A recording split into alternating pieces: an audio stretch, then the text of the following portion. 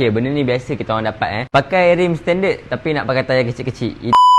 Cuba korang tengok ni, agak-agak apa masalah tayar ni? Jom kita tengok video ni sampai habis. Okey, yang pertama adalah penjagaan angin tayar. Benda ni penting nampak macam simple. Tapi kalau korang tak jaga tayar korang punya angin, tayar korang akan makan tepi. Tayar korang akan jadi petak. Macam tayar yang ada dekat saya ni. Tayar ni petak ni. Kedua adalah tekan brake sampai tayar terspin. Okey, benda ni biasalah jadi dekat anak-anak muda. Okey, bila korang brake emergency secara mengejut dengan kerap, tayar korang akan cepat petak dan cepat botak. Yang ketiga adalah salah guna saiz tayar. Okey, benda ni biasa kita orang dapat Pakai rim standard tapi nak pakai tayar kecil-kecil. Itu pun adalah satu punca tayar korang cepat petak. Sebab apa? Port rim korang lebar, masuk tayar kecil, agak-agak apa rupanya. So, kalau korang nak pakai tayar kecil, pakai rim kecil. Kalau korang pakai rim standard, jangan pakai tayar kecil. Okey, tak sesuai. Kalau rim besar, pakai tayar kecil. Nampak pelik. Jadi, kalau korang pening nak pilih tayar apa dan saiz apa untuk harian korang, korang boleh datang di MKS Section 24 ataupun